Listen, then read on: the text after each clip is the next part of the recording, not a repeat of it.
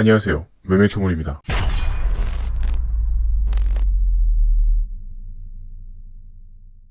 자, 여기 세트장이 많이 바뀌었죠? 예, 제가 좀 새로운 세트장으로 한번 옮겨봤습니다. 자, 오늘 할 내용은 바로 소광석 목사의 설교 비평, 본문 비평입니다.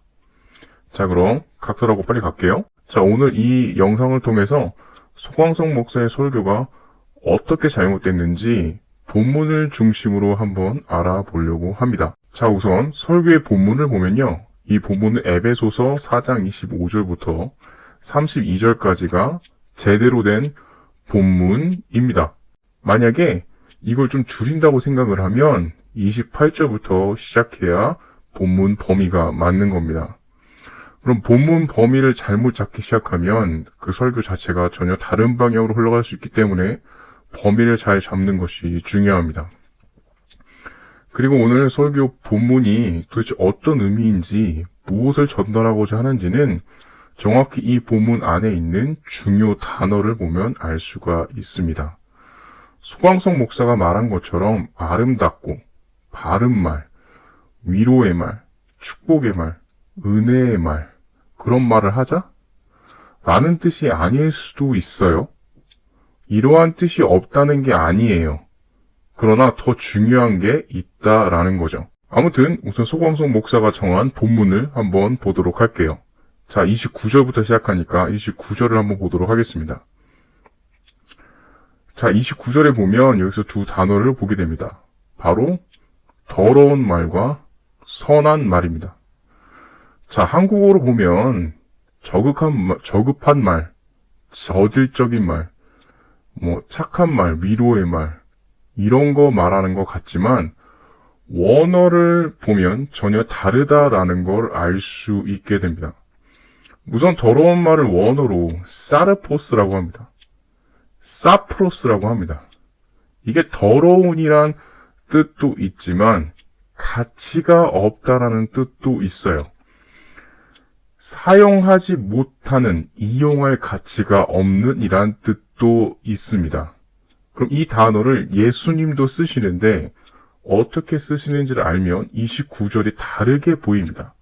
자, 마태복음 7장 15절부터 17절까지의 말씀을 한번 보도록 하겠습니다. 자, 마태복음 7장 15절에 거짓 선지자들의 경고라는 경고를 예수님이 하시면서 열매에 대한 비유를 하세요.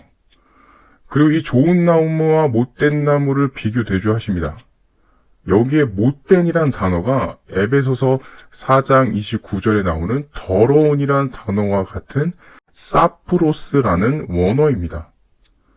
마태복음 13장에서도 이 단어가 쓰이는데 같은 방법으로 쓰여요. 그러니까 사프로스라는 이 원어는 거짓 복음을 사용하는 주체에게 쓰이는 원어라는 겁니다. 여러분, 바울이 예수님이 거짓 선지자들을 비유하는 이 열매의 비유로서 저 사프로스라는 형용사가 쓴 걸 몰랐을까요? 당연히 알았을 거예요. 그럼 저 단어는 단순히 바울이 이쁜 말 하라고 한 말일까요? 아니죠. 거짓 복음을 전하는 자에 대한 경고를 한 것입니다. 자, 여기서 좀 헷갈린다. 그럼 다음 구절을 한번 볼게요. 자, 29절을 다시 보게 되면 여기에 선한 말을 하여란 말이 나오죠. 여기에 선한이란 뜻이 어떤 뜻인가? 자, 이건 선한이란 뜻은 아가소스라는 뜻인데 이 반대말을 알면 이 선한이란 뜻을 알 수 있어요. 반대는 카코스라는 뜻입니다. 선이라는 단어가 명확해지려면 반대말을 보면 바로 알 수 있어요. 자, 빌립보서 3장 1절과 2절입니다. 자, 바울이 제일 싫어하고 저주하고 경멸했던 사람이 누구냐? 할레파였어요. 자, 바울은 할레파를 보면 아주 쌍욕을 서슴지 않고 했습니다. 그 본물이 바로 2절에 나오고 2절에 이 행악이라는 단어가 앞서 말한 선한이란 반대말에 카코스, 악한이라는 뜻입니다. 그러니까 29절과 30절은요. 할례파와 같은 비복음, 그러니까 믿음 이외에 할례가 구원이 조건이 된다라고 그런 병신 같은 소리 하는 놈들의 말을 듣지도 말고 하지도 말라라는 바울의 경고입니다. 그러니까 교회에서 예수님만으로 충분하고 예수님이 모든 것이 되시고 예수님을 믿는 믿음으로만 구원을 받는 게 바로 이 구원인데, 그거 외에 마치 구원을 받으려면 다른 것도 좀 하고 구원을 받으려면 마치 무언가 더 해야 될 것 같은 식으로 말하는 그런 쓰레기의 말을 하지 말라라는 겁니다. 그럼 30절에 성경에서 유일하게 나오는 문장이 나와요. 뭐냐? 하나님을 근심하게 하지 말라라는 문장입니다. 31절과 32절은요, 소강성 목사가 한 설교의 내용과 부합합니다. 그런데 설교의 본문의 분량으로 쳐도 이거는 거의 절반 이상을 놓친 설교가 되는 거예요. 제가 저번에 영상에 말했는지 모르겠지만 한 90%는 놓친 설교라고 한 적이 있을 거예요.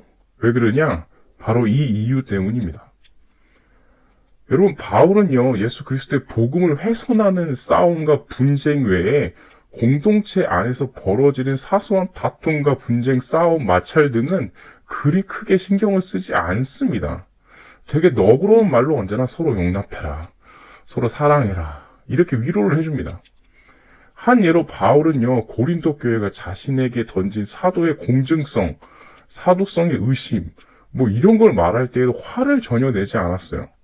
그러나 예수 그리스도의 복음을 훼손하는 말을 하는 순간 바울은 바로 쌍욕이 나옵니다. 저 봐요. 할례파들에게 바울이 쌍욕하는 거, 저 현대어로 바꾸면 바로 개새끼들, 범죄자 새끼들, 자해 공갈단 새끼들, 저런 새끼들은 교회에서 꺼져라.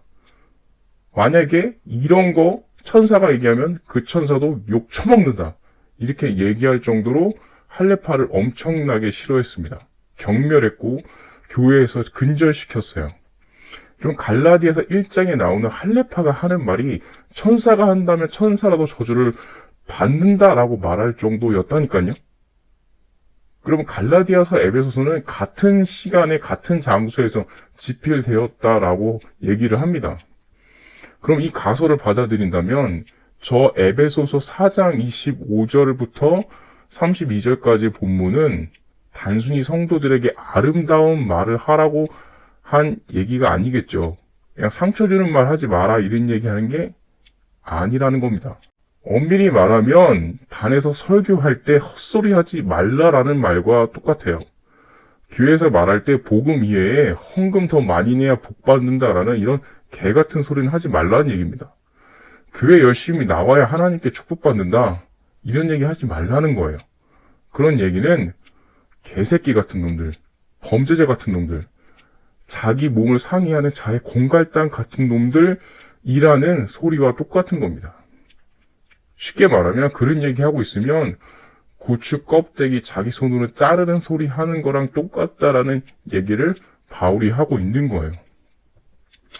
여러분, 저 본문은 예수 그리스도의 복음 외에 다른 복음이 있다라는 말을 함부로 말하지 말고 교회 안에서 복음을 똑바로 바르게 얘기하라는 바울의 경고입니다. 자, 소강성 목사님의 설교가 왜 10%만 전달되었는지 이제 아시겠죠? 이거는요, 솔직히 원어만 찾아본다고 그러면 알 수 있는 내용입니다. 제발 설교하실 때 소강성 목사님은 원문을 찾아보시거나 특별히 바쁘시니까 부목사를 시키세요. 저도 부목사로서 언제나 교회 문화를 알지만 이 잘못은요, 솔직히 부목사 잘못입니다. 부목사가 담임목사 잘못 보필한 거죠. 그러면 저는 이 소강성 목사님의 설교 본문 비평은 여기까지 하겠고요. 다음부터는 여러 목사님의 설교를 한번 계속 비평을 해보도록 하겠습니다. 지금까지 메멘토볼이었습니다. 감사합니다.